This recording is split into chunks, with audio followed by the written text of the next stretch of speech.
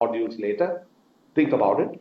But otherwise, you're most welcome to be here and gain from the Sadhu Sangha and just be spiritually surcharged in what we do. So without taking too much more time today, while introducing Maharaj, thanking Mayapur Institute, thanking the organizers locally in Damodar Pradesh who are coordinating the program, thanking all of you for being here in the course. These are being recorded.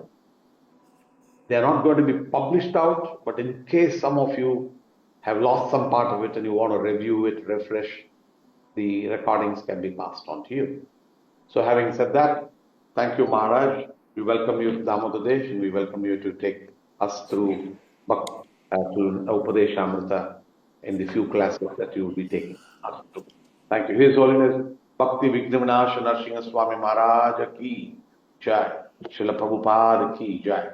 So, Maharaj, are you also going to be coming on a video? If you want, I was going to use a slideshow. I do have a slideshow. Let them see your face and be blessed by some of them you before. Thank you, Maharaj. Okay. Hare Krishna. Thank you. Okay, Om Jnana Timirandasya Gyananjana Shalakaya Chaksurun Militanyena Tasmai Shri Gurave Namaha Vanchakalpa Tarubhyascha Kripa Sindhu Bhaivacha Patitanam Pavanebhyo Vaishnavibhyo Namo Namaha. Okay, so we want to go into computer, into sharing the screen here. Are you able to see the slide? Is it coming up? Not yet, Maharaj. Yeah, it's coming now, Maharaj. Yes, we can hear. Now you have it? Okay, yeah. Good. Let's see. Okay, so welcome to the Nectar of Instruction. And here we have the Goswamis. I haven't adjusted the fonts yet, but anyway, I think just bear with it tonight. I know next class I'll try to finish up get the fonts adjusted. Anyway, this is the second verse from the Goswami Astakam, where it mentions Nana Shastra Vicharina Ikanipano, that the Goswamis are always engaged in studying the revealed scriptures with the aim of establishing eternal religious principles. And thus they are honored all over the three worlds and are worth taking shelter of because they're absorbed in the mood of the gopis and engaged in the loving service of Radha and Krishna. Okay, so here you can see lesson 1. I put preface and text 1, but tonight we're only going to look at the preface. It's a shorter class. Usually I would have 3 hours for such a presentation, but we're just having a 1.5 hour class tonight. Here's a little introduction to how this Upadeshamrita came about. So it's described in the diary of Govinda, Chaitanya Mahaprabhu's personal servant, that Lord Chaitanya was residing in Jagannath Puri, and of course he was constantly in a mood of great separation. And at that time his two intimate associates, Swarup Damodar and Ramananda Rai, they would try to pacify him by reciting verses that were appropriate to his mood. So it was described in the diary of Govinda that one time Mahaprabhu was sitting with his devotees on the shore of the ocean, hearing Krishna Katha.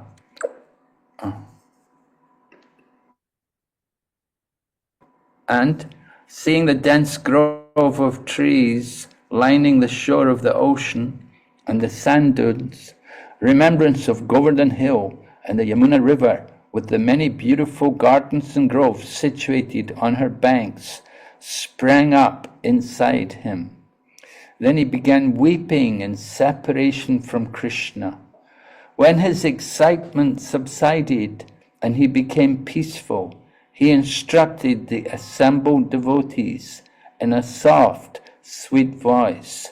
Srila Rupa Goswami wrote Sri Upadesh Amrita verses based on these instructions. So the Upadesh Amrita was from the instructions of Chaitanya Mahaprabhu, and Rupa Goswami was inspired to write. So we will talk a little bit about Srila Rupa Goswami because he is the author of this book. Here a comment from Srila Bhaktisiddhanta Saraswati Thakur, who also wrote a commentary on this book, Upadesh Amrita. Actually, this book, Upadesh Amrita, it was discovered by Bhaktivinoda Thakur.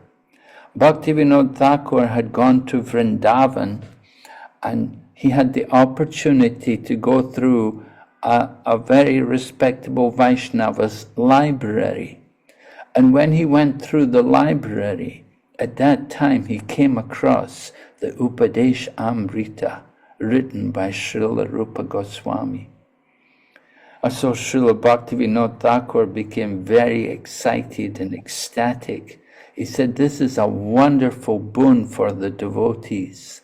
All the devotees of the Lord will relish hearing this wonderful book by Srila Rupa Goswami. So Srila Bhaktivinoda Thakur immediately had the book copied, and then he also wrote a commentary on the Upadesh Amrita. And then after he wrote a commentary on it, then it was also continued, another commentary was continued by Srila Bhaktisiddhanta Saraswati Thakur.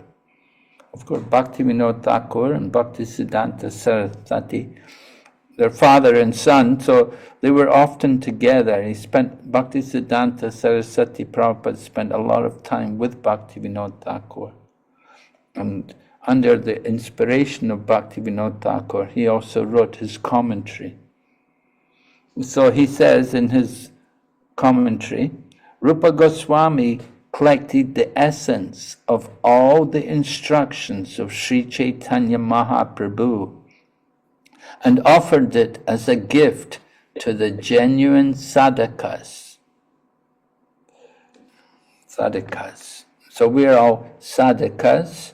We're doing sadhana. We have not yet become siddhas. We're not yet perfect, but we're on the path. We're practicing, doing our sadhana.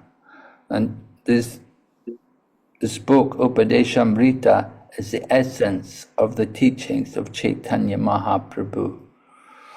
You can see the Upadeshamrita and Bhakti Rasamrita Sindhu. Bhakti Rasamrita Sindhu is a more elaborate explanation of the instructions of Chaitanya Mahaprabhu. Rupa Goswami, of course, he was given instruction. He's a direct disciple of Lord Chaitanya Mahaprabhu. And he met Lord Chaitanya Mahaprabhu first, after Lord Chaitanya had come to Ramakeli and encouraged both Rupa and Sanatan to leave the service of the Nawab and to come and join him.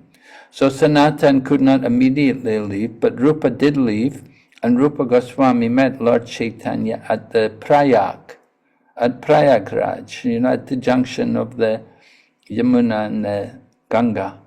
And for 10 days, Lord Chaitanya instructed Rupa Goswami in the mellows of devotional service. And then he sent Rupa Goswami to Vrindavan, to reside in Vrindavan, and to write books on Bhakti Shastra, and to also excavate the pastimes of Radha and Krishna, and to establish also a temple showing how to properly worship the deity. So Rupa Goswami, he's the leader of the Goswamis and one of the direct disciples of Chaitanya Mahaprabhu. Here's a quote from Srila Prabhupada's Preface. I hope you've all read the Preface. It's very important. Prabhupada's Prefaces are always very useful and very helpful in studying his books. It's an introduction to the book. So in the Prabhupada's preface on page 8, it says, as Sri Chaitanya Mahaprabhu left behind him the 8 verses known as Shikshastika, Rupa Goswami gave us Upadesh Amrita so that we may become pure Vaishnavas. So Lord Chaitanya left us the Shikshastikam. Every morning we like to recite the Shikshastikam, customary in the temples, and we will recite the 8 verses of Shikshastikam. So Rupa Goswami, he gave us this Upadesh Amrita, which is only a little longer than Shikshastikam, is 8 verses, but Upadesh Amrita 11 slokas, but very, very nectarian, very instructive. And then Srila Prabhupada wrote in a letter, this was in the year 1976, which was when the book was first published by our society. And Prabhupada wrote about the book. When he saw the BBT edition, he said, the nectar of instruction has come out very nice. It is very important and must be immediately read by all devotees. In the near future, we shall introduce the Bhakti Shastri examination for second initiation, and this shall be one of the required books of study. Anyone who reads it will immediately understand what Krishna consciousness is. I remember as a devotee when the book came out, we were a little confused because the nectar of instruction, Upadeshamrita, as it's also known, it talks about Radha Kund, and of course talks about residing there in Radha Kund. So we were a little confused. There was some confusion among the BBT, the members in the BBT. They were thinking when they printed it, they would just print a few hundred copies because they thought that this book will only be for the devotees because it's very high philosophy. It's talking about the highest thing, about Radha Kund, and we don't want the public to get all this and to hear this. So the BBT managers were thinking, if we just print a few hundred books or maximum 1,000, that will be enough. But when Prabhupada heard this, he said, no. He said, why? He said, this should be for mass distribution. He said, it's a very important book, very nice book. He said, print many copies. And so, of course, we printed like 20 or 30,000 books. And it was mass distributed. So Srila Prabhupada wanted everyone to read it. Not even just devotees, but especially it's important for the devotees. And you can see here also, Prabhupada mentions that Bhakti Shastri examination for second initiation. So nowadays, of course, we have that standard that someone wants to have the Brahmanical initiation, receive the Gayatri Mantra, then they should also first study Bhakti Shastri. And they should have some good knowledge of the basic scriptures. Right? And that way the Brahmanas will have some knowledge of the scriptures. Now, Brahmana means one who knows Brahman. So it's expected that a Brahmana has some knowledge. And we get that good philosophical basis from the Bhakti Shastri course. It's very helpful to study this course. And of course, Srila Jayapataka Swami, he's been studying it and he's encouraging everyone also. they should also follow his example. Very wonderful example. And it's certainly very nice to see more and more people study this Bhakti Shastri course. Every year we find more and more people. We have even introduced this course in China, and at the present moment we have 120 people enrolled in the Bhakti Shastri course. And they're hearing a class every day, Monday to Friday. One of the devotees who resides in Mayapur, actually, a Chinese lady, she's giving class every day, 1.5 hours. And this way we want everyone properly trained, and then they can be properly initiated. All right, so here's the Goswamis, and here you can see something that the topics, usually we would teach the course like this. It may be it's going to be a little different this time. Tonight we're just doing the preface, and next class we'll do text 1. This is a little different, but you can see the main items, the main topics which are discussed. The first text is dealing with controlling the six urges, which are explained in text 1, the 6 urges which we have to control. And it's pointed out these urges, just controlling these urges, it doesn't mean that now you're a pure devotee, but rather it's the stairway to devotion. If we do have control over the urges, then we can begin to practice bhakti. So texts 2 and 3 go on to describe the things which are favorable, which are very helpful for our spiritual advancement, and the things which we should give up, which are unfavorable things. So it's important to know these things. These verses are often quoted. And then text number 4 then describes about 6 kinds of loving exchanges between one devotee and another. There should be nice exchanges. And these 6 exchanges are described by Rupa Goswami, how we should show our appreciation and how we can develop nice relationships with devotees. And then text 5 and text 6 discuss about the attitudes towards devotees, how we can recognize devotees on different levels, and how we can have proper respect for devotees. And particularly it's pointed out that we shouldn't consider a devotee on the basis of his physical looks, just whether he looks like he's a cultured, high-class person, or whether he's just an ordinary from the low levels of society. We shouldn't have material considerations in judging devotees.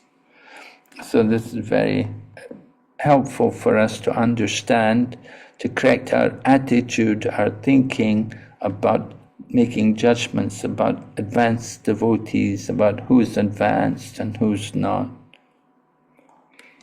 All right, and then after that, then texts 5 and 7 and 8 also discuss about spiritual advancement, accelerating our advancement, how we have to take more shelter of the holy name and live in the holy places, these kinds of things. And then it comes into higher level of bhakti, talking more about raga bhakti. The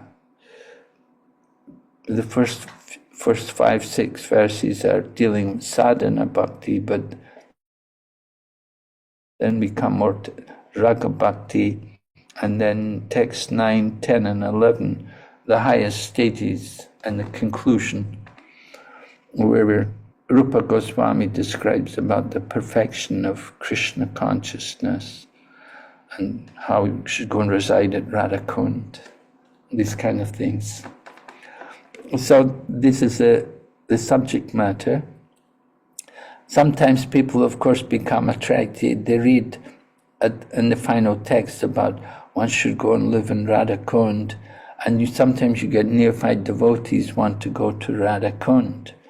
But we should understand the text very systematically. You want to follow it from the beginning. So the first thing is to control the 6 urges. If we have not controlled the 6 urges, then certainly we have no qualification to go and live in Radha Kund. Residing in the banks of Radha Kund, that is for the most elevated, topmost transcendentalist, who is completely freed from all material desires. But we have to progress, we have to gradually come to the higher levels of devotion. So Srila Prabhupada was very concerned. He didn't like devotees going off to Radha Kund. And sometimes he'd even send devotees, go to Radha Kund and bring him back. He didn't like anybody going to stay there. Prabhupada was very worried. He said, Radha Kund is, people are not actually very advanced there. They often imitate Rupa and Raghunath Goswami. So better to stay in the temples and stay in the association of the devotees and hear and chant and cultivate controlling the urges and know what is favorable, what is unfavorable. Get the basics right. If you get the basics right, then you have a good foundation to go on and develop Krishna consciousness. All right, so we want to speak about Rupa Goswami and his importance in Krishna consciousness and our Krishna consciousness movement. So in Goloka Vrindavan, Srimati Radharani is lovingly served by 8 principal gopis, of whom Lalita Sakhi is her dearest friend. These intimate maidservants of Srimati Radhika are assisted by 8 main manjaris, with Sri Rupa Manjari being the leader. All right, so describing Goloka Vrindavan, the topmost planet in the spiritual world. So on the topmost planet in Goloka Vrindavan, Srimati Radharani is assisted there by 8 gopis, just like in our temple in Mayapur, we have Radha, Madhava, and the Astasakis, the 8 gopis. And Lalita Sakhi, of course, stands right next to Radharani. It goes Tungavidya, Chitra, Champakalata, Lalita, and then Vishaka, Induleka, Rangadevi, and Sudevi. These are the names of the 8 gopis which are there, the Sakis. And Lalita Sakhi is the dearest friend of Radharani. And these intimate maidservants, they are assisted by 8 manjaris. And the leader of the manjaris is Rupa Manjari. Now the manjaris, they're very special. They're younger than the gopis. They're young girls, little girls. They're young. And the point is that the manjaris, they can assist Radha and Krishna in their intimate pastimes. Because they're very young, they don't worry, they don't feel any envy or anything when they see Radha and Krishna together. They may see Radha and Krishna embracing or something, but they don't feel any envy. It's not like they consider themselves equal or competitors with Radharani. So the manjaris, they have an important role to play in the pastimes of Radha and Krishna. And because they're so young, they have that opportunity to associate in all the intimate pastimes. And the leader of the Manjaris is Rupa Manjari. So we will hear Rupa Manjari, of course, is Rupa Goswami. In Chaitanya Lila, he is Rupa Goswami, and in Krishna's pastimes, he is Rupa Manjari. So we're showing here now, we're showing a list of all the different acharyas, that many of them, they're identified as being Manjaris. We've written here that all the Gaudiya Vaishnava acharyas in their spiritual Manjari forms serve Lalita, Vishaka and Radhasham Sundar under the direction of Sri Rupa Manjari.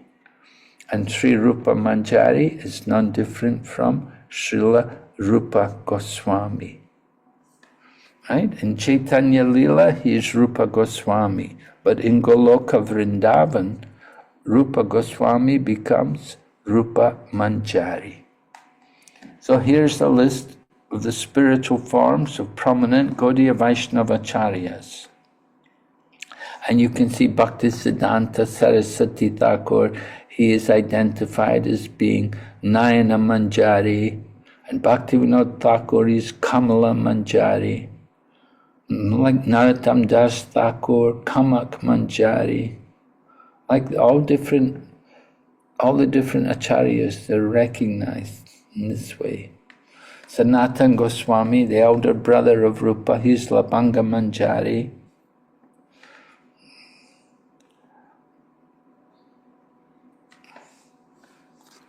Now, we want to understand how Rupa Goswami, how he was empowered to write the pastimes of Radha and Krishna, to describe them.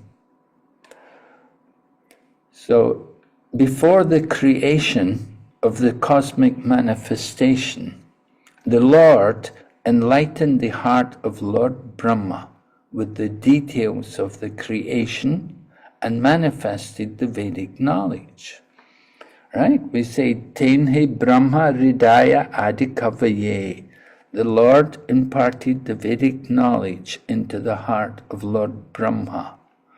And so from Lord Brahma, from the heart of Lord Brahma, we got all the details of creation as well as the Vedic knowledge. In the same way, and this is a quote from Chaitanya Charitamrita, Madhya Lila, chapter 19, text 1. I have to check that text. Not number 1, I'm sure. Anyway, in exactly the same way, the Lord, being anxious to revive the Vrindavan pastimes of Lord Krishna, impregnated the heart of Rupa Goswami with spiritual potency. By this potency, Srila Rupa Goswami could revive the activities of Krishna in Vrindavan, activities almost lost to memory. In this way, he spread Krishna consciousness throughout the world. So this is from Prabhupada's writing. He's describing how Lord Brahma, he was empowered by Lord Krishna at the beginning of the creation. And in the same way, Rupa Goswami was empowered to describe the Lord's pastimes in Vrindavan.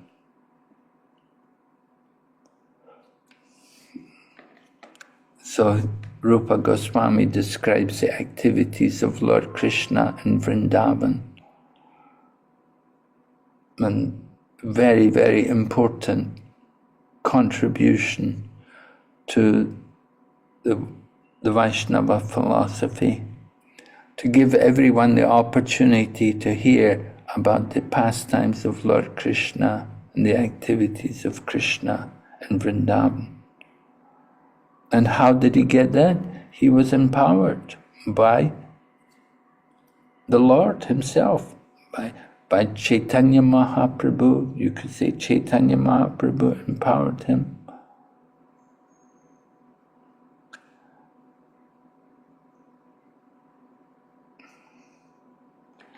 So in the preface, Srila Prabhupada has recognized the importance of Rupa Goswami, and he's written, the Krishna consciousness movement is conducted under the supervision of Srila Rupa Goswami. It's a very powerful statement that the whole Krishna consciousness movement is under the supervision of Srila Rupa Goswami. And of course we will ask, how? How is it possible? Well, we have to read the preface, and the preface continues. Oh, this is from the Nectar of Devotion. Prabhupada, he states that we are called Rupanuga. Rupanuga. Anuga means following, following the footsteps of Rupa Goswami.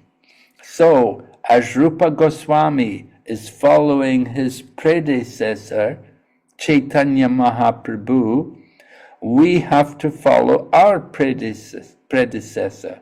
Then we will be successful. Right? We are Prabhupada-nugas, and Prabhupada, he is the Rupanuga, and we are Prabhupada-nugas. We're following our predecessor. And Rupa Goswami, he followed Chaitanya Mahaprabhu.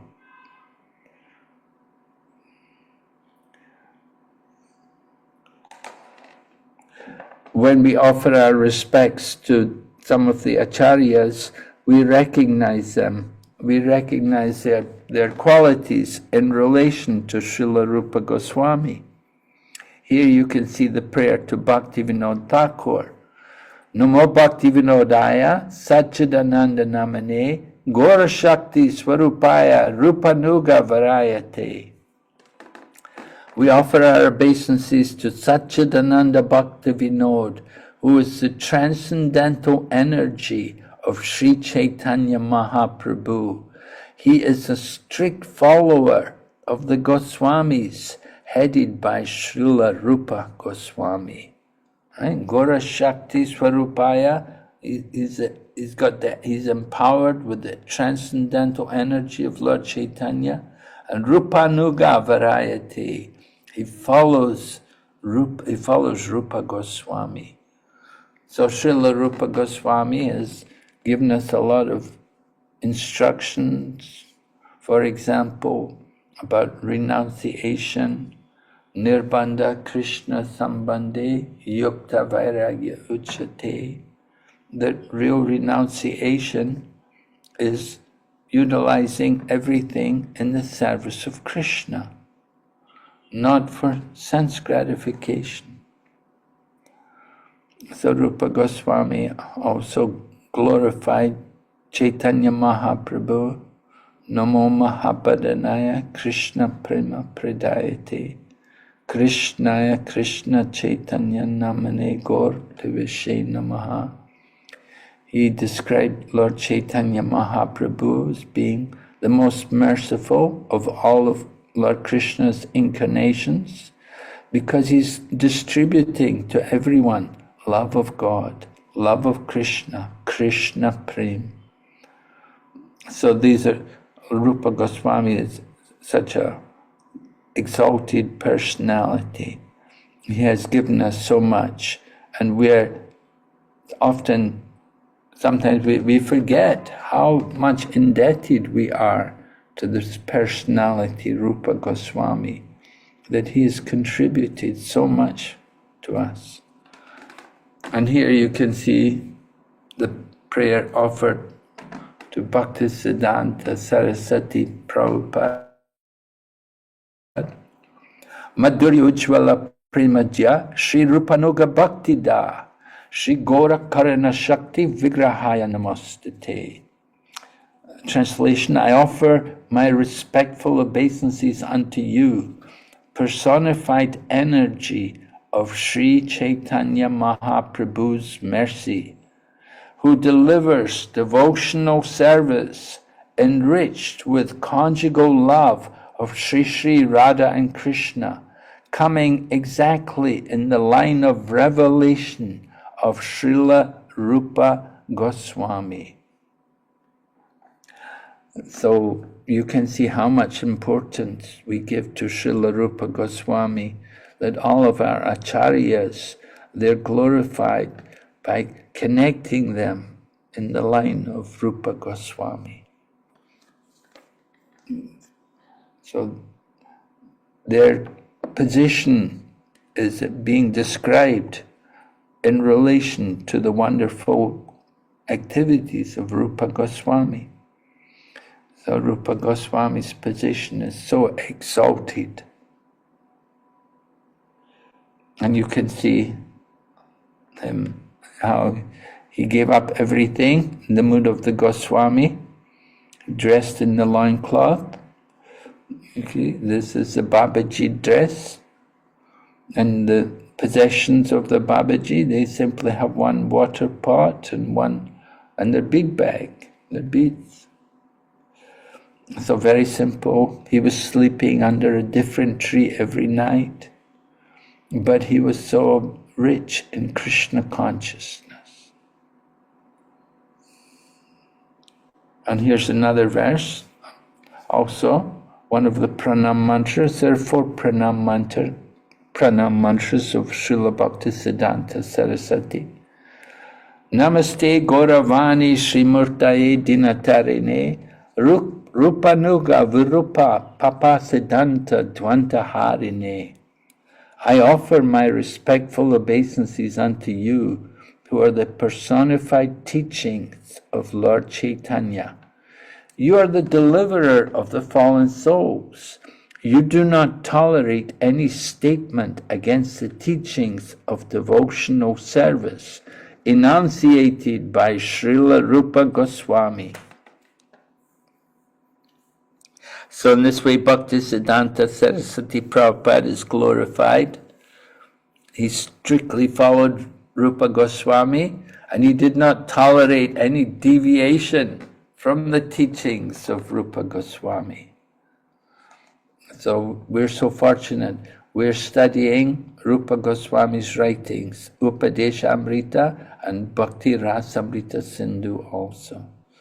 This knowledge of the mellows of devotional service was instructed directly to Rupa Goswami by Chaitanya Mahaprabhu at Prayag. And later on, Lord Chaitanya also came to Vrindavan. And Rupa Goswami, at one point, he had also gone and stayed at Jagannath Puri.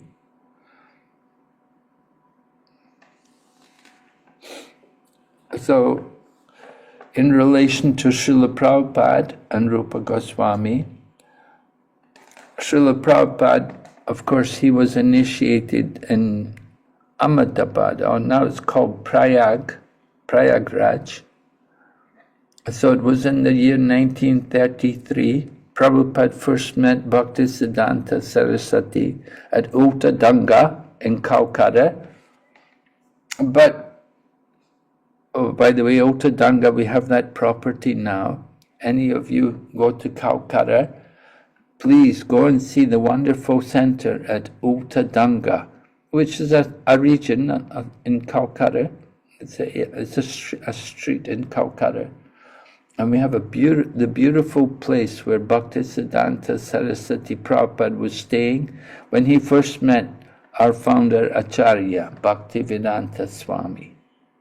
So it's a very important holy place. Actually, many of the leaders in the Gaudiya Math also came and surrendered to Bhaktisiddhanta Saraswati there at Uttadanga.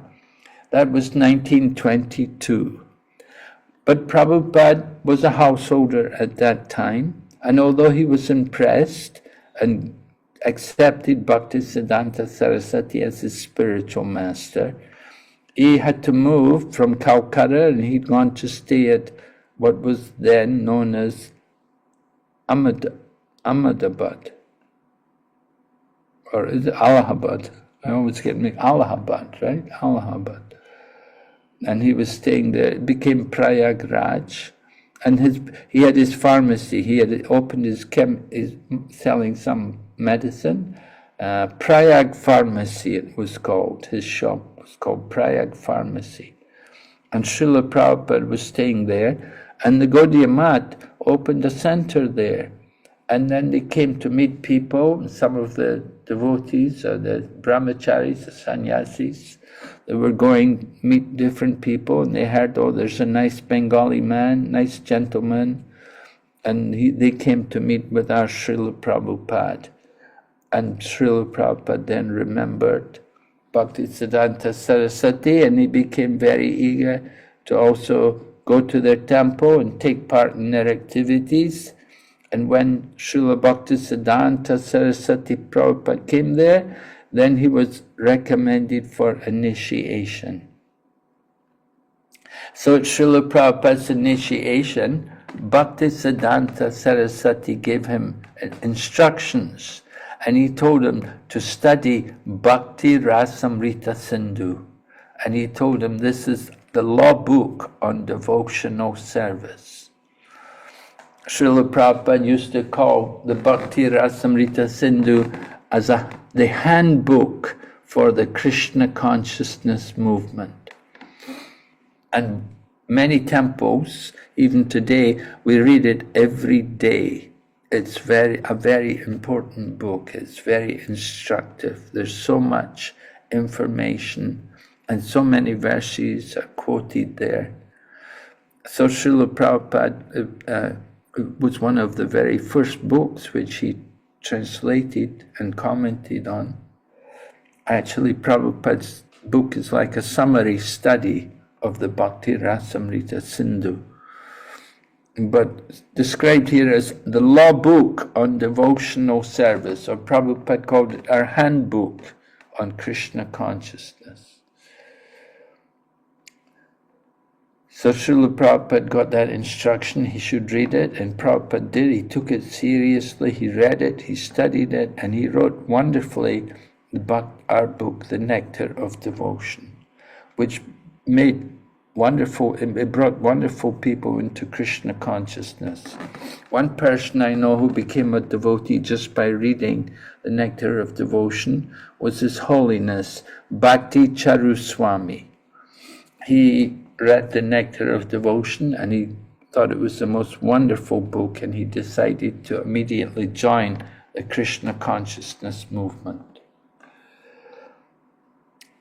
So Srila Bhaktisiddhanta Saraswati met Prabhupada in 1933, but he departed from the world just a few years later in 1937.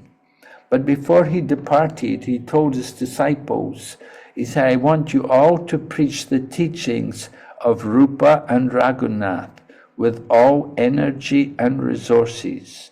Our ultimate goal should become the dust of the lotus feet of Sanatan, Rupa, and Raghunath Goswamis. So this was the final instruction from the divine mouth of Om Vishnupad Bhaktisiddhanta Saraswati Prabhupada. And Srila Prabhupada, he took sannyas September 17th, 1959, he took in Mathura, his sannyas was taken, and he accepted it from Keshava Pragna Maharaj, who was a god brother. And then at that time, Prabhupada moved to Radha Damodar, and he was beginning his translation of Srimad Bhagavatam. Srila Prabhupada, of course, by the time he went to the USA, he completed the first canto of the Srimad Bhagavatam. And he'd also published it. It had been published, so he took copies of it with him when he went to America. So Srila Prabhupada wanted to stay at the Radha Damodar temple. It was an indication of his desire to live and to serve and to write under the shelter of Srila Rupa Goswami. the Rupa Goswami's Bhajan Kutir and Samadhi is there at the Radha Damodar temple, at the back of the Radha Damodar temple. And so Srila Prabhupada would pray and get empowerment just by being close to that place of Srila Rupa Goswami. And as described here, Prabhupada was under the shelter of Rupa Goswami, and to very practically seek his blessings for his life's mission of translating the Bhagavatam and preaching in the West. Daily, Prabhupada would gaze upon Rupa Goswami's Samadhi while taking prasad in his kitchen. Many years later, Prabhupada said that he received great inspiration from Rupa Goswami, and that the plans for the Krishna consciousness movement were formulated during his years at Radha Damodar. Prabhupada actually had a vision. Rupa Goswami appeared to him while he was staying at Radha Damodar. And Rupa Goswami told him, he said, "Don't worry about anything. Go ahead and travel in the West and preach. Preach the message of Lord Chaitanya and the chanting of Hare Krishna. You'll be successful, I guarantee, because I will be right with you all the time." This is Rupa Goswami speaking to Srila Prabhupada. Rupa Goswami personally appeared and gave that instruction to Prabhupada. So Rupa Goswami gave us the Upadeshamrita to guide our activities. And what purpose? For what purpose is he guiding? First of all, as described in Prabhupada's preface, he said, so we may become perfect Goswamis. That's very nice, nice standard. We should try to become perfect Goswamis. We should become pure Vaishnavas, and it will be easier to make our lives successful. So these 3 points are all made in Prabhupada's preface. Rupa Goswami is giving us these instructions to help us become perfect Goswamis, pure Vaishnavas, and to make our life successful. Then Srila Prabhupada writes, this is an important point in Prabhupada's preface. Prabhupada writes, he says, advancement in Krishna consciousness depends on the attitude of the follower. The attitude of the follower. So this is important to consider and to remember, that our attitude has to be correct.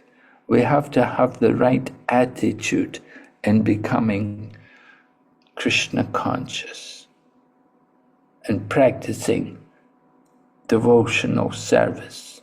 The mood or the attitude must be right. Here, and the English dictionary defines attitude as a settled way of thinking or feeling. Right? We have to have the right way of thinking or feeling in our devotional service. So we should understand this attitude is very important, to have the right attitude. Of course, devotional service is described different ways. We will see definitions which are there for pure devotion. The attitude should be correct. In Srimad Bhagavatam, devotional service is described. 2nd chapter of the 1st canto. Savai pumsam paro dharmo yato bhakti radhoksaje ahaitakiya pratiyata yayatma suprasidati. That the supreme occupation for all humanity to attain is loving service unto the Supreme Lord. Such service must be unmotivated and uninterrupted to completely satisfy the self. So these 2 points are the ahaitaki apratiyata, unmotivated. The motivation should not be material. We should our attitude as a follower, that we should simply want to serve Krishna for Krishna's pleasure. Unmotivated. Material life, people are often motivated for material gain. And some people are motivated, they want liberation. They just want to get free from the material world. So that kind of attitude is not really correct. That's not what Krishna consciousness is encouraging. Krishna consciousness is about giving up material desires. Ahaitaki apratiyata. So the attitude must be favorable. And apratiyat, uninterrupted. Our service shouldn't be on and off, and oh, today I'm a devotee, tomorrow I'm not doing anything, but today I'm doing service. Our service should be consistent. It should be regular. That every day we chant our rounds, every day we offer obeisances, every day we worship Tulsi. Try to be regular in our activities of Krishna consciousness. Steady, right? As a settled way of thinking or feeling. Feeling for Krishna, thinking about Krishna, thinking about service, the mood of being a servant. So the attitude to be satisfied as a servant, not to be ambitious, to want to become the master, but to be happy to be a servant of Krishna. It's the most glorious position. To be a servant is much better. So we want to be the servant of the servant. Of course, Chaitanya Mahaprabhu has taught us. And generally, when we do puja, before we do our puja, we should recite that verse which helps us to come into the right consciousness for worshipping the Lord. That I am not a Brahmin, Kshatri, Vaishya, Sudra, I am not a Brahmachari or a Grihastha or a Vanaprastha or a Sannyas, but I am simply the servant, of many times the servant of that one Supreme Lord who is the darling of all the gopis of Braja. So that the attitude to be the servant, not to be envious or to be ambitious to become the master, but to be happy in that mood as a servant to Krishna. So in this way, we think about how we can have the right attitude.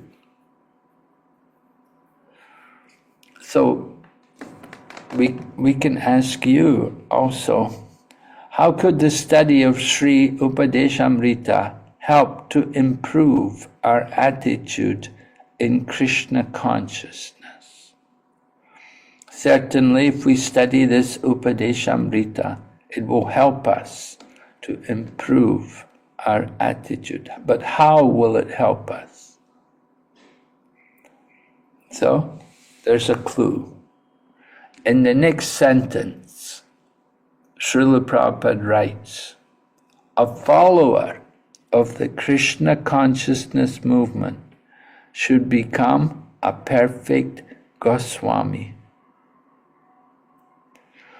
We are all representing Srila Prabhupada. We're followers.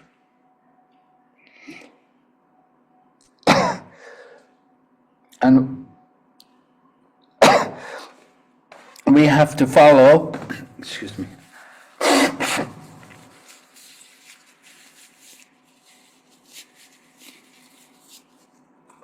we want to become good examples. So Goswami means one who controls the senses.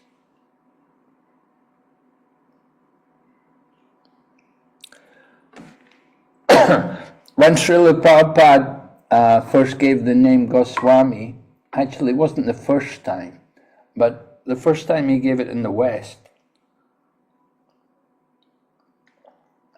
he gave it to Satsvarupa Das Goswami, Hridayananda Das Goswami. And devotees were a little surprised. Oh, Goswami, what does it mean? And the two of them went to Srila Prabhupada and asked him that you've given us the title Goswami. Then what does it mean? And Srila Prabhupada said, you study the Goswami Astikam and you will know what is a Goswami. And so this was Prabhupada's answer. So the Goswami Astikam describes the activities of the Goswamis. How, and of course we began the class this evening, we quoted the second verse, Nana Shastra Vicharinai Kanapano, that the Goswamis are always engaged in studying the revealed scriptures with the aim of establishing eternal religious principles. So this is one activity that Goswami should be doing. We should also study scriptures, and here we are, we're studying Upadeshamrita. And actually, if you study this Upadeshamrita, if you go through the whole book, it's full of wonderful quotations. If you learn every verse which is quoted there in the purports as well as the verses of the Upadeshamrita, you'll have a very strong Krishna conscious philosophy. There are so many wonderful, important verses there in Prabhupada's purports in this Nectar of Instruction. So I encourage all of you, and it's a good idea, read this book again and again. You can keep it with you, you can go through it again and just try. Just notice how many verses there are quoted there in this Upadeshamrita, in the different purports. It's so rich in our philosophy. So if you can memorize all of these verses, and if you can use them in preaching, you'll be very strong. You'll be a very strong preacher. You'll become a very good Goswami, right? You want to be a Goswami, it's not just wearing Babaji dress. That's not so important. The dress is not important. But we want to control the senses. That's important. And Prabhupada will be hearing in the next class, we'll talk more about the urges and how we have to control these urges. Okay. Uncontrolled senses pull us in many different directions. Here's one of our ISKCON artists' interpretations of the uncontrolled senses. And you can see the different senses. You know, we have 5 senses. Of course, 5 knowledge-acquiring senses, that is. And they're pulling us in many different directions. The nose is saying, I want to smell something pleasant. We like perfumes, we like the nice that we burn incense sometimes, we enjoy pleasant aroma. So the nose likes the nice smell. The tongue, of course, wants to enjoy the taste. We enjoy so many different tastes. Our eyes like to see beautiful things. We like to see beautiful forms. We like to see beautiful scenes, the countryside. We enjoy these things. And the ears like to hear beautiful sounds, pleasant sounds. Of course, different people are attracted to different sounds. Everyone has their own individual senses, or different tastes. But you can see the different senses, how they're pulling us in different directions. We're trying to enjoy the material world. We're looking for happiness and pleasure. The senses are controlling us. So, Prabhupada writes, of course, in the introduction, in the preface there, how we have to control the senses. In the practice of yoga, you must control the senses. It's a very elementary part of yoga, to control the senses, not to be controlled. Goswami, go means the senses and Swami means the master. So Goswami means the master of the senses. But if our senses are not controlled, then how will we ever remember Krishna? It will be impossible to become Krishna conscious if we don't control the senses. So we do have to practice sense control. We don't want to be Godas.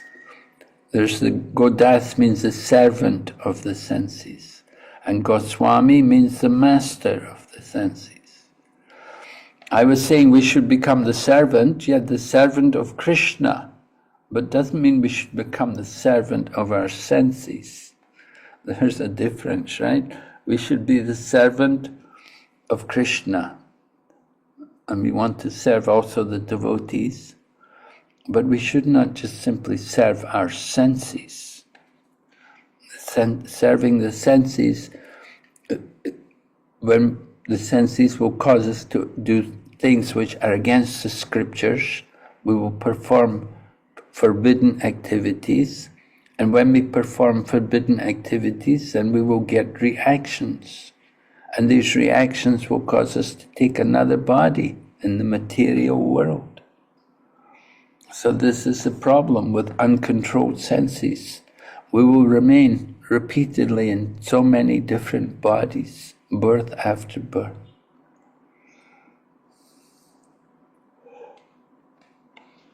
Here's, at the top of the slide, you can see the quote from the Chaitanya Charitamrita. Atmendriya priti vaiditari balikama. The desire to gratify one's own senses is calm, lust. From Adi Lila, chapter 4, verse number 165. So lust, the enemy, the all-devouring enemy, described in the 3rd chapter of Bhagavad Gita, it burns like fire and is never satisfied. So this is a problem with lust. You can never be happy. You can never get peace. And another example, which Srila Prabhupada liked to give sometimes, that just like a fish cannot be happy outside water. The fish's home is in the sea. So you bring him out of the water and you may offer him a nice cigar and you give him a nice armchair, a nice beach chair, and you may give him money and you may give him air-conditioned hotel room, you may give him pornographic magazines or literature to look at, these things. Nothing will make the fish happy. His only thought is, put me back in the sea, put me back in the sea. So the same way, our real home is in Krishna consciousness.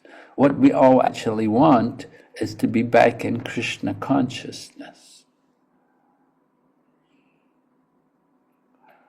that desire, here you can see Kamendriya Priti Ichadari Premanam. The desire to please the senses of Lord Krishna is prema or love. From Chaitanya Charitamrita, Adi Lila 165, chapter 4. So we want to develop that desire, just simply to please Lord Krishna. That is our real business in Krishna consciousness. So what does it mean? Advancement in Krishna consciousness depends on the attitude of the follower. We have a nice quote given here by one of our senior Vaishnavis. This is Srimati Mataji. I'll just read her quote to you.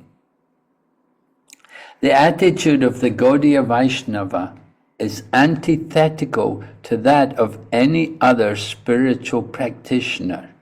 The karmis, yogis, jnanis, and impersonalists all attempt to attain the goal by their own power and expertise, by trying to manipulate and control the material energy. But the introspective Gaudiya Vaishnava realizes that true success will be attained by taking shelter of the internal energy and surrendering to Krishna. Right?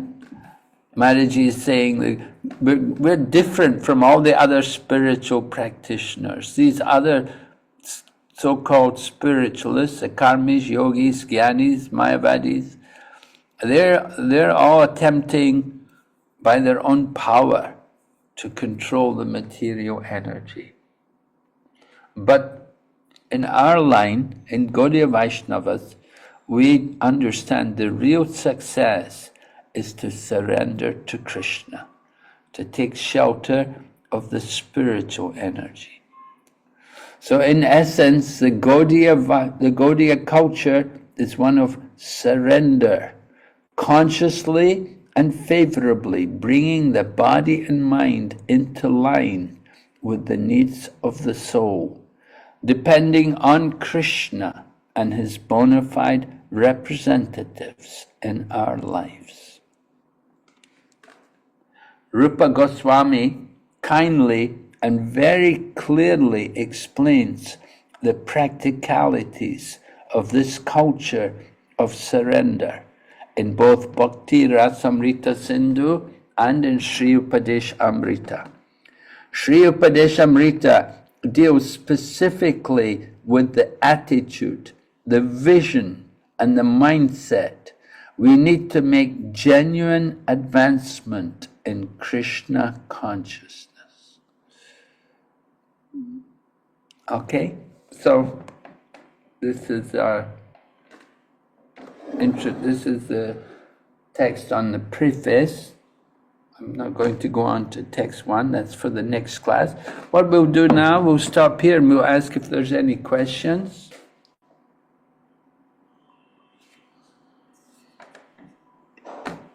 Maharaj, that will pronounce you. Thank you very much for the introduction. Just for the benefit of some of them who may be a little new, if you can just give a very brief overview on the Panchatattva and then the Shad Goswamis, where they resided, what they did, just like a small story of Rupa Goswami. It would be wonderful as a background. Okay, so the Goswamis, six Goswamis, they were the followers of Chaitanya Mahaprabhu. Hare Krishna. Oh no, wait, sorry. Can we hear you? What We happened? can hear Maharaj.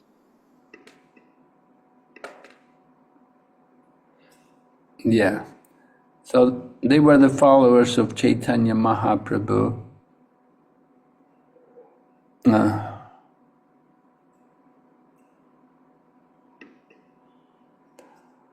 And they resided there. They came to live in Vrindavan, and they were given by Chaitanya Mahaprabhu's direction.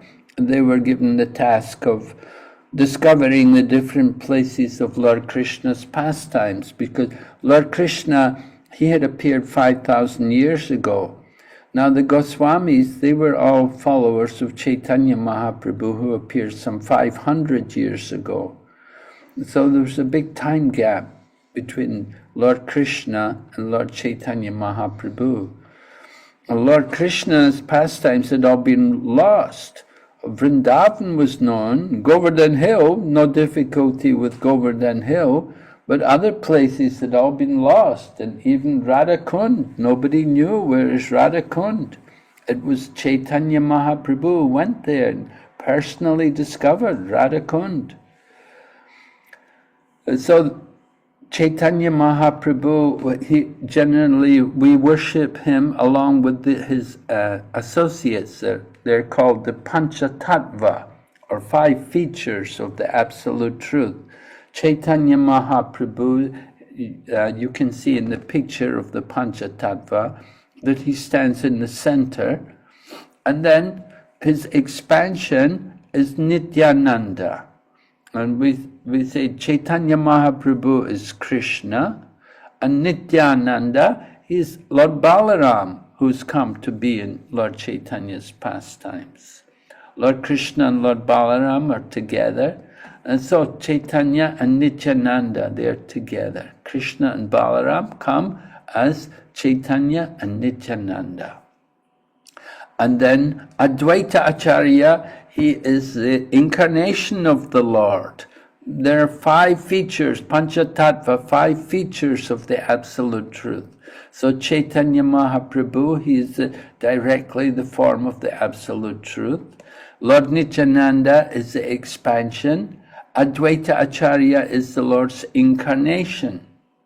He is actually a form of Mahavishnu who comes as Advaita Acharya, and he was responsible. Oh, thank you. Here's a nice picture of the Panchatattva. You can see in the middle Chaitanya Mahaprabhu with his arms, both arms raised. And then to Chaitanya Mahaprabhu's right is Lord Nityananda, and then to Nityananda's right is Advaita, who has a beard, a white beard. He's an elderly person. And then on the other side, Chaitanya Mahaprabhu's left side, you have Gadadhar. Now Gadadhar is the Lord's internal potency. And then on Gadadhar's left, you have Srivas, who is the marginal potency. So you have the margin, or Srivas is, by the way, his expansion is Narada Muni, and Gadadhar, we would say he is Radharani, the internal potency of the Lord. So 5 different features all come together with Chaitanya Mahaprabhu. The Lord, his expansion, his incarnation, his internal potency, and his marginal potency. This is the Panchatattva. So Chaitanya Mahaprabhu, he was the teacher, he was the Lord and Master, he is Swayam Bhagavan, he is Lord Krishna, but he comes in the mood of a devotee. He's come as a devotee, and he's teaching everyone how to be a devotee of Lord Krishna. Because Lord Krishna wants to enjoy, and he saw that the devotees of Krishna enjoy more than he himself. Therefore Chaitanya Mahaprabhu came. He is Krishna, but he's coming as a devotee because he enjoys more being the devotee than being God himself. It's more fun to be the devotee than to be the Supreme Lord. And the Goswamis, they're all followers of Chaitanya Mahaprabhu, they're all devotees. And the leader of the Goswamis was Rupa Goswami, we were mentioning tonight. Okay. Is it all right? Any questions?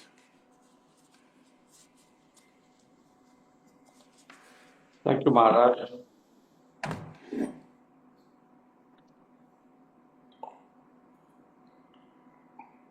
Dandot Pranam Maharaj. I have one jigyasa on Manjari Maharaj as well. How this Manjari are serving Lord. So I want to understand little on that Manjari Seva as well. How are they serving the Lord?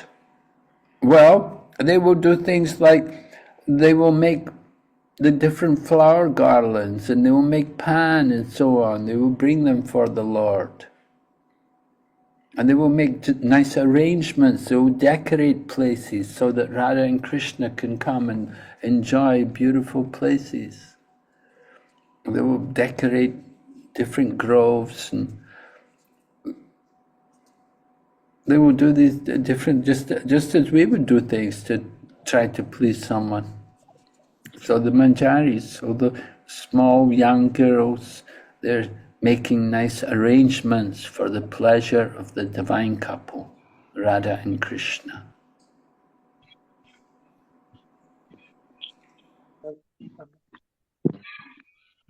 Hare Krishna Maharaj, Ganat Nam. Hare Krishna. Maharaj, just another question on Manjaris. We saw Srila Bhakti Siddhanta Saraswati Thakur was Manjari, part of Manjari. Even Bhakti Vinod was part of Manjari. But Srila Prabhupada is not part of Manjari. Well, nobody said that. That's a bold thing to say.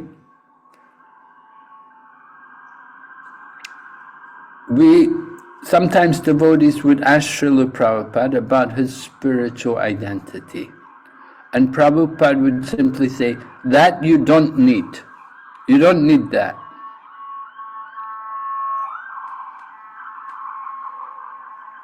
Prabhupada never liked to, he never claimed anything like that. Never liked to discuss anything about his own spiritual position. But we did mention how Rupa Goswami had appeared to him in Radha Damodar. So it indicates he had a very special relationship with Srila Rupa Goswami. That before Prabhupada went to America, Rupa Goswami came to him in the Radha Damodar temple. Remember, we were saying Prabhupada was residing in Radha Damodar, very close to Rupa Goswami's Bhajan Kutir and Samadhi. And Rupa Goswami appeared to him and told him that you go ahead and write your books. You go there to the Western world and I'll be with you. You don't worry about anything. So that in itself indicates something of Srila Prabhupada's spiritual position. That certainly he's a very dear, intimate associate of Srila Rupa Goswami. Yeah. Dhriti Mataji, you can ask your question. Hare Krishna Maharaj. Please accept my humble obeisances. Maharaj, just like you said, for my understanding, I would like to know, you said that Rupa Goswami is senior, but Sanatan Goswami was elder to him. So, for my clarification, please. Well, it's not a big issue, we don't, sometimes Prabhupada would say Rupa Goswami is the head of the Goswamis. I'm just quoting Prabhupada. Sometimes he would say, other times it would say Sanatan Goswami was the head of the Goswamis. Remember, seniority is not just by age. But Rupa Goswami, yeah, he was younger, and Lord Chaitanya instructed him for 10 days, but Sanatana Goswami, he was instructed for, was it 2 months? Thank you, Maharaj. Hare Krishna Maharaj, Dandavat Pranam. Maharaj, these manjaris, that any devotee who progresses in Krishna consciousness can be a manjaris, or only the Goswamis can be a manjaris in the service of... Well, we're hearing tonight everyone should become a Goswami, right? We're studying the Upadeshamrita. The idea is we will become also Goswamis. Goswami means, don't think of Goswami as just simply a title, he's like a sannyasi or like. Goswami means one who is in control of their mind and senses. Srila Bhakti Vinod Thakur was the 7th Goswami. So you can become the 8th Goswami. You know, you also control your mind and senses. You can also be a Goswami. You want to be a Manjari? Well, you have to see what is your spiritual position. That will be revealed as you go, when you go back to Godhead. What is your actual service? What is your duty? What kind of form you will have in the spiritual world? Then only it will be revealed to you. You may be a Manjari, I don't know. You don't, but certainly you do have to go back to the spiritual world. You should become a Goswami. You should become free of sinful reactions, and you should be pure in body and mind, and you should control your senses. Otherwise, how can you go back to Godhead? Is it clear? Yes, Maharaj. Thank you very much. Hare Krishna. Thank you for these questions. Very nice. Okay. Hare Krishna, Maharaj. Yes. Maharaj, so in the Panchatattva, Gadadhar Pandit was the incarnation of Srimati Radharani. So how their pastime associated with like a Chaitanya Mahaprabhu, when he sees Gadadhar Pandit, like okay, how he exhibited from the while Chaitanya Mahaprabhu is like okay, Krishna, and the Gadadhar Pandit is Srimati Radharani. So they performed any pastimes like in that particular Leela, Maharaj? No, I don't know of any, but they were intimately connected. Gadadhar was always very deeply attached to Chaitanya Mahaprabhu. He associated with Chaitanya Mahaprabhu as a young boy. When Chaitanya Mahaprabhu took sannyas and moved to Jagannath Puri, Gadadhar followed him and also stayed with him. And every day Lord Chaitanya would come to Gadadhar Pandit, and Gadadhar Pandit would read Srimad Bhagavatam to him. Every day practically. And Mahaprabhu liked to hear, usually Mahaprabhu liked to hear pastimes of Dhruva Maharaj and Prahlad Maharaj. And when Lord Chaitanya decided to go to South India and to look, he said to look for his brother, Gadadhar wanted to go with him. But Lord Chaitanya told him no. He said, you have to stay here. Because Gadadhar had taken a vow, he'd taken a vow of Kshetra Sannyas, which means staying in the holy dham. And he was also worshipping, Lord Chaitanya had given him the deity of Tota Gopinath. And so Lord Chaitanya told him that you have to worship Gopinath, and you've made a vow also to stay in this holy place. He said, you should not break your vow. Lord Chaitanya was very strict with people. He didn't like anyone deviating from any of their vows. And so when Gadadhar wanted to go with him to South India, he told him, no, you have to stay. But it was unbearable to Gadadhar, the thought of being separated from Lord Chaitanya. Gadadhar fainted. He could not live without Lord Chaitanya Mahaprabhu. But Lord Chaitanya, he left anyway. And he left Gadadhar to stay in Puri. But yeah, they were very intimately connected. And after Lord Chaitanya departed, it was only a short time before Gadadhar also disappeared from the world. So those are some points. But I never heard of any like Radha and Krishna. But some people do worship Gaur Gadadhar. Bhaktivinoda Thakur's wife had Gaur Gadadhar deities, and there was also Vaninath, who was the brother of, who was it? His brother? Oh, Gadadhar's brother, Vaninath. And he also had Gaur Gadadhar deities. The Champahati, you can see these Gaur Gadadhar deities. Okay, Maharaj. It's a very high, you have to be very advanced to worship Gaur Gadadhar. Srila Prabhupada gave us Gaur Nitai to worship. Gaur Nitai is more in the preaching mood. Gaur Gadadhar is a different mood, it's not quite, the emphasis is more on It's more Krishna Leela and Krishna's pastime. But Gaur Nitai is there in the mood of preaching, and Prabhupada was encouraging the preaching. It was Lord Chaitanya sent Lord Nityananda out preaching. So Prabhupada liked to worship Gaur Nitai. Okay. If there are no more questions, and with Maharaj's permission, I just wanted to say a few things to just supplement what Maharaj has said.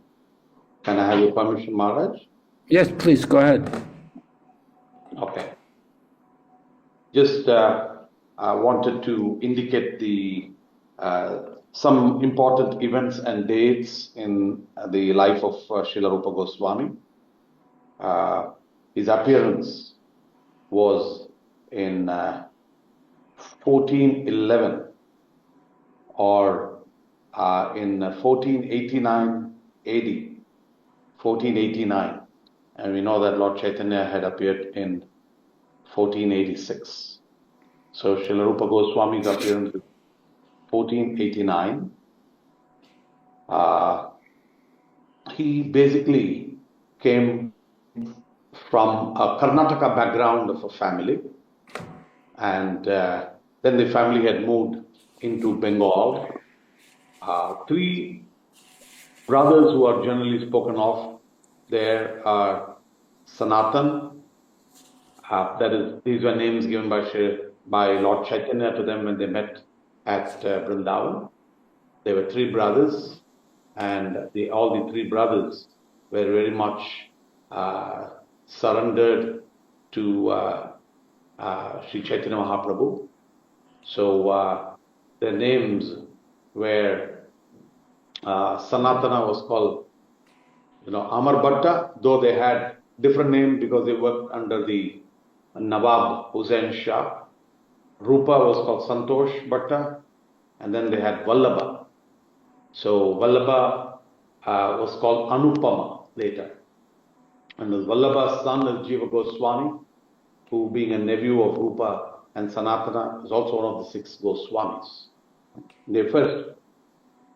They happened to work for the Nawabs in very responsible positions.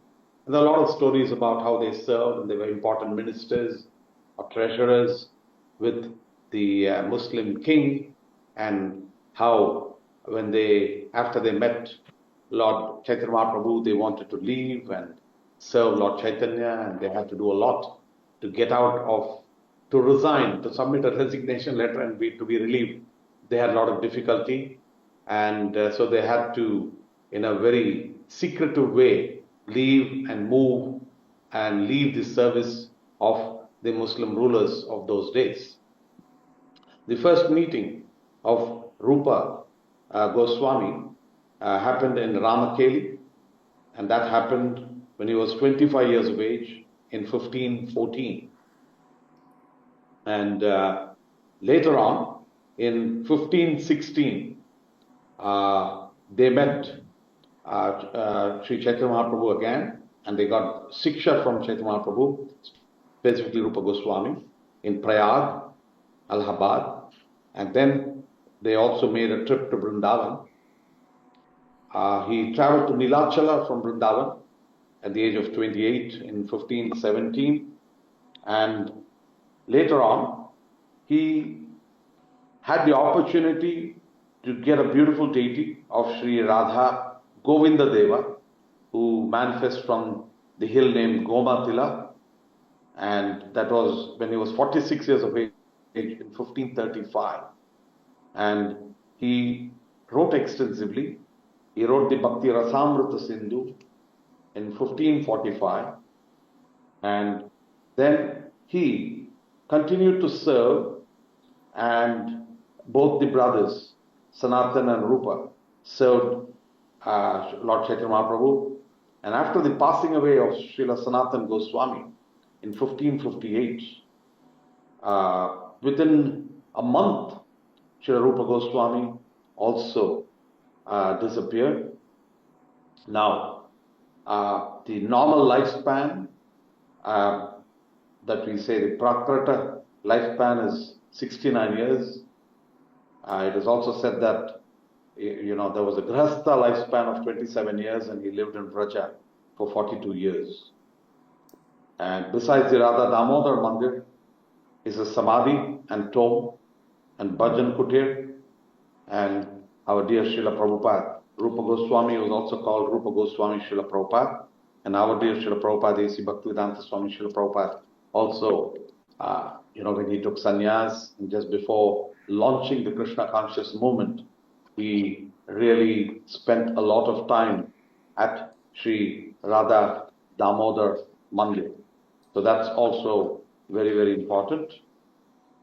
Srila Bhakti Siddhanta Saraswati Thakura, in his last will, or almost at the final days in this earthly appearance of his, also said that I want to follow Sri Rupa and I want to become an eternal dust of the lotus feet of Sri Rupa, rather than become a British lion or a Russian bear or anything else in this world.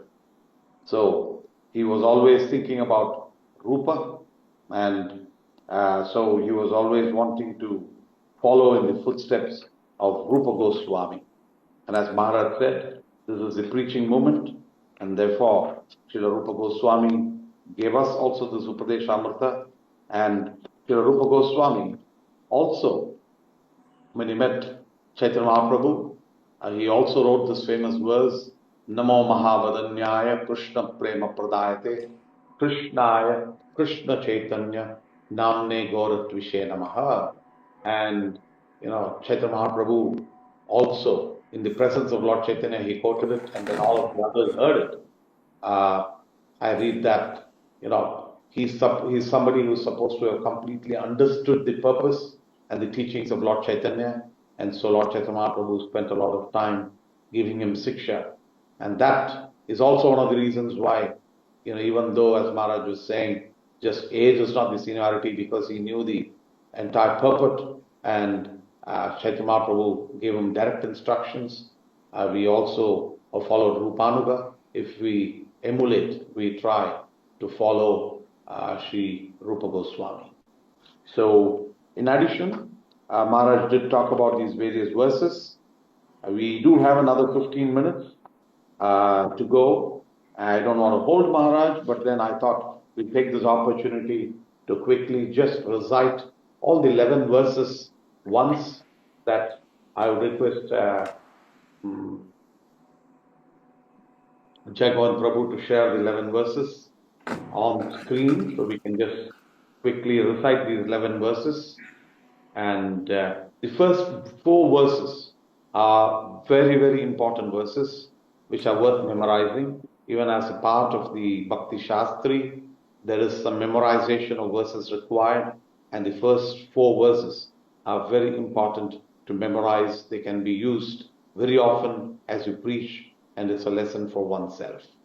So, with your permission, Maharaj, if I can just chant these 11 verses.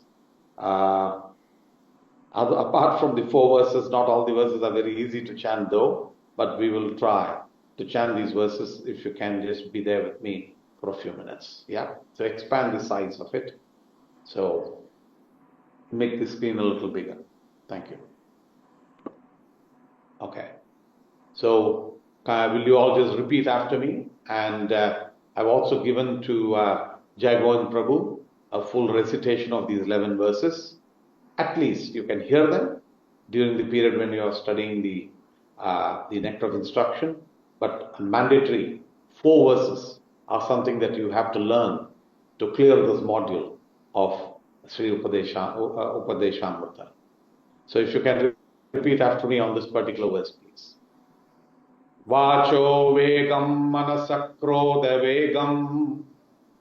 Vacho vegam manasakrodha vegam. Jikva vegam udara upastha vegam.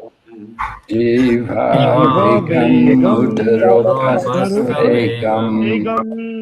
So Jagwan Prabhu, you can mute everybody except yourself, that you can repeat after me. No, The others can Maharaj recite. is repeating it, Prabhu. Oh, Maharaj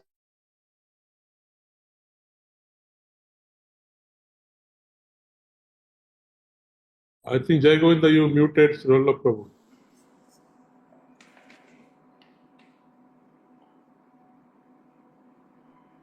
Srila Prabhu, we can't hear you. Maharaj, you can chant and I'll repeat after you.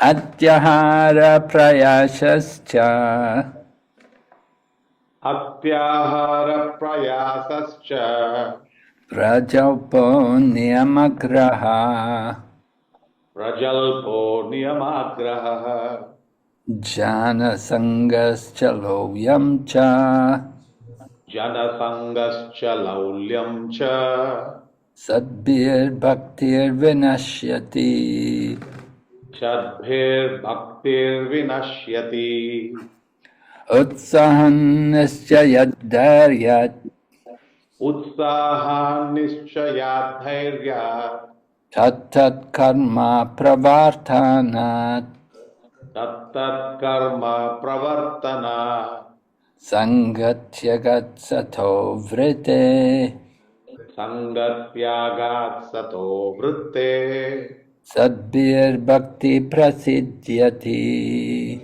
shadbhir bhakti prasidhyati dadati pratigrinati dadati pratigrunnati Guyam akyati pritchati guhyam akyati pritchati bhungte bhajayate chaiva bhungte bhojayate chaiva sadvidam pritilakshanam shadvidam priti lakshanam krishneti yasya giritam manasadriyeta krishneti yasya giritam manasadriyeta dikshasti chat pranatibhischa bhajantamisham dikshasti chet pranatabhischa bhajantamisham Sushrushaya bhajanam vigyan vananyamanya Shushrushaya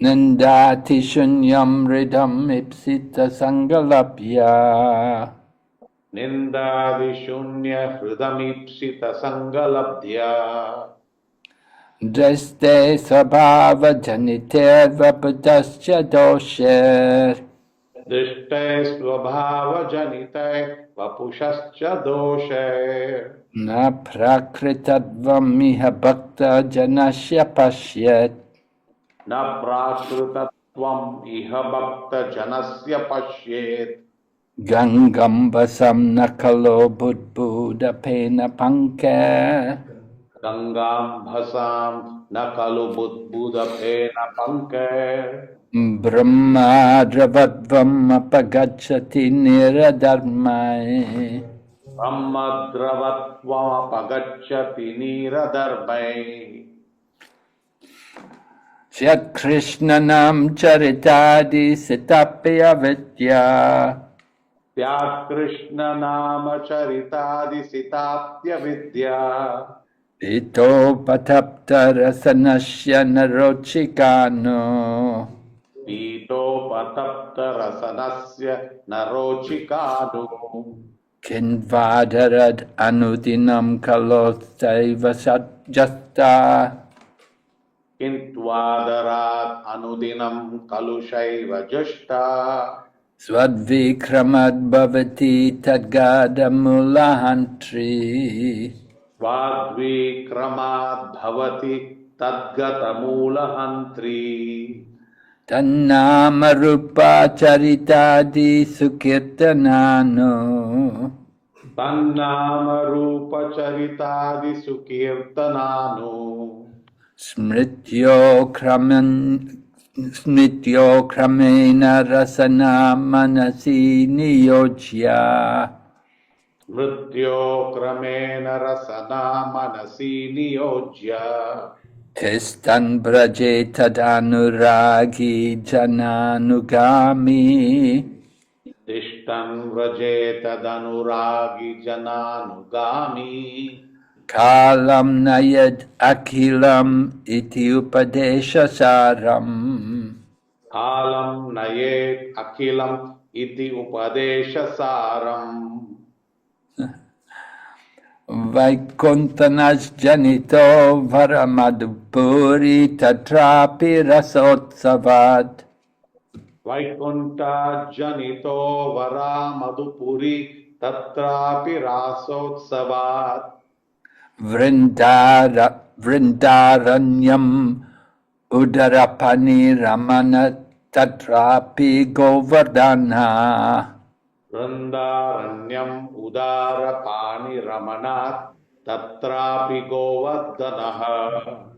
Radha kundam ihapi gokulapate preman ritatot parat.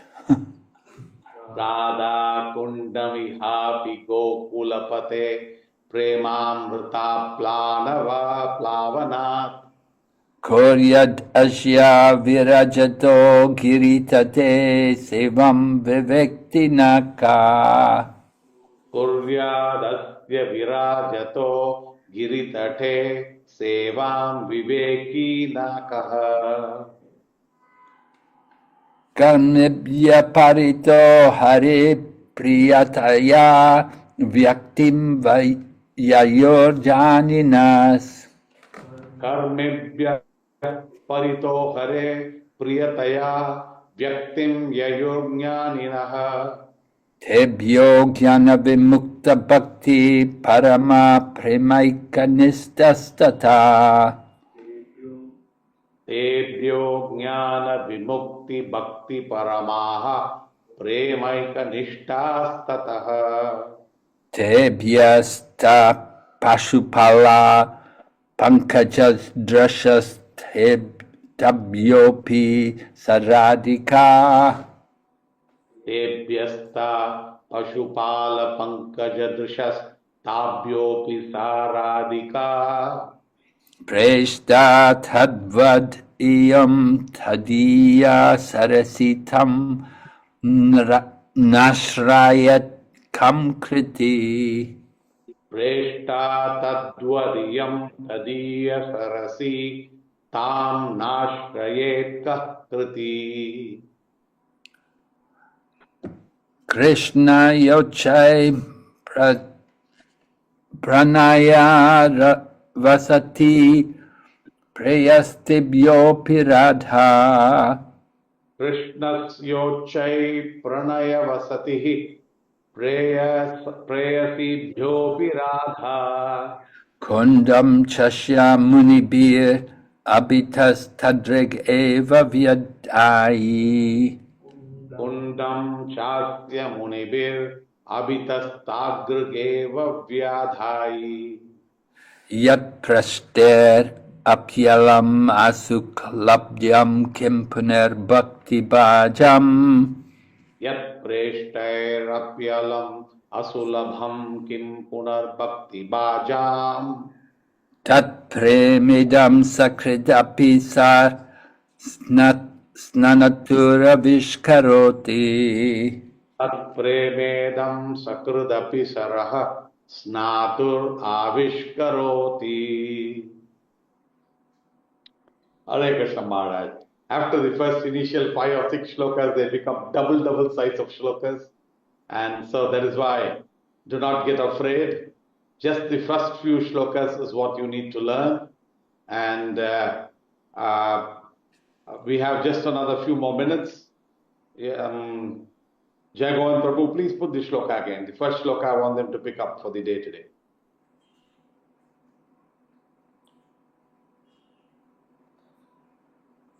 And show it with the translation, the first shloka. It will be a preparation for the next day as they hear Maharaj.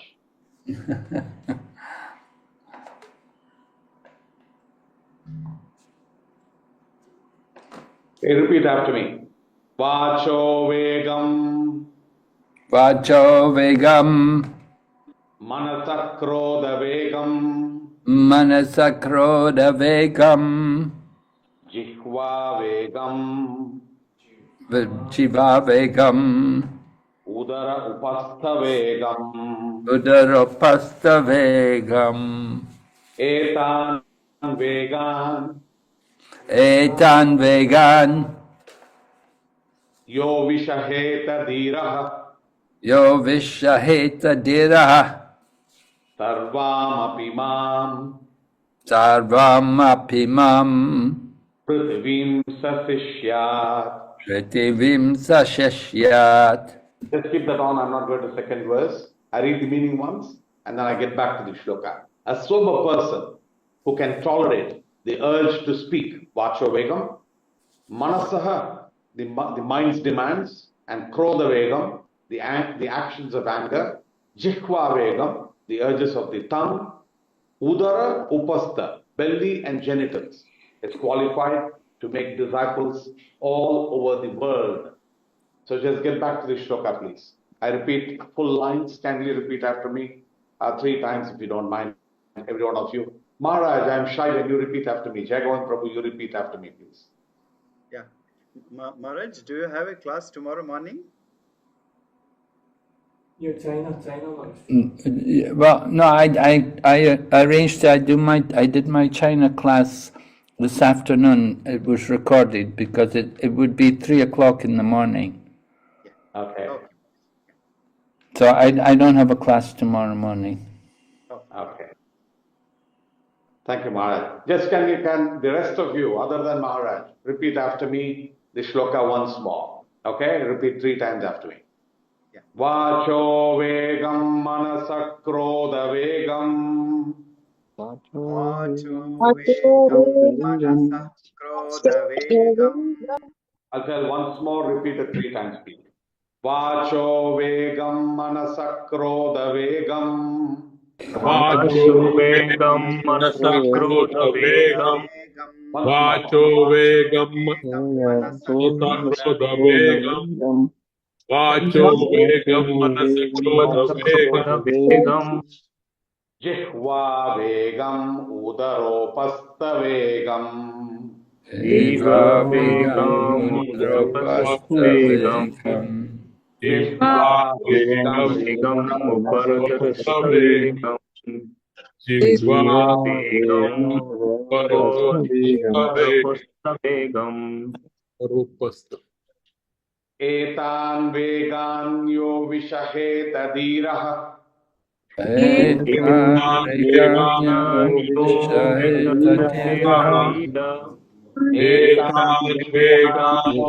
vishaheta Etan vegan yo vishaheta sarvam apimam prithivim sasishyat. Sarvam Apimam Prithivim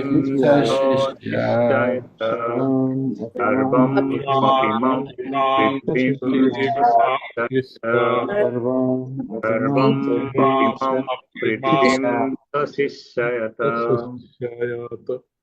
Hare Krishna. Hare Krishna. Every day we'll pick up some 1 shloka so that at least those 5 shlokas, by the time you finish the classes, you'll also have it memorized. Try it out. Jagavan Prabhu will also send out the shloka recitation.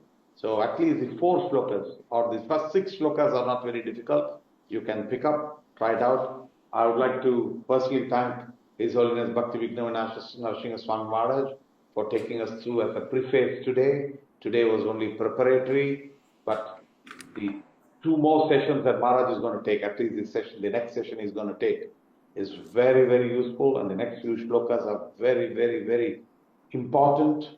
And so 1 shloka is required for a whole class of Maharaj because of these 6 urges need a lot of investment. That is why Maharaj, after the experience I had last time, I wanted a little extra classes, so we dwell on the whole thing a little more. Thank you very, very much to all of you, and thank you, Maharaj, and thank you to every one of you to be attentive and asking questions. Please make sure that you keep notes.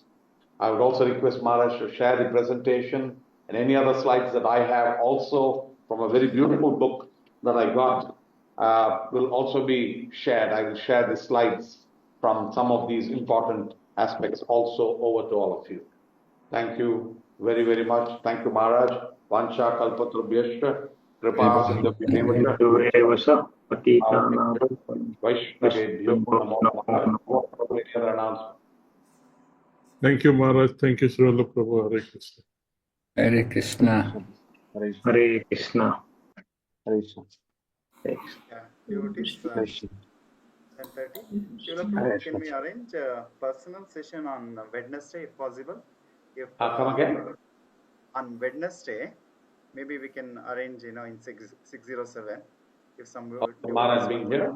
Yeah. Can we ask how many of them will be able to make it? The others can also attend as well. That's perfectly okay. Taking the advantage at least of Maharaj's presence. If some of you want to come over to 607, it will be an honor to have you there. So the only thing that you need to watch out is those who are not able to attend, the audio should be as clear and as good. That should be okay. Yeah. We have the Jaban Prabhu. We'll use that. It will be very good. Actually. I'll leave it to you. If you want to have a show of hands, how many of them will be able to make it? And then you can fix it up. Otherwise, it's okay. We'll take that count tomorrow and we'll finalize, Prabhu. Yeah. Thank you, Prabhu. Yeah. Thank you very much. You're most welcome to get more people to join in. The cream of Nectar of Instruction starts from the next class. Thank you. Okay. Hare Krishna. Yeah. Thank you, Jai Govinda. Hare Krishna. Hare Krishna. Hare Krishna. Go Premanande.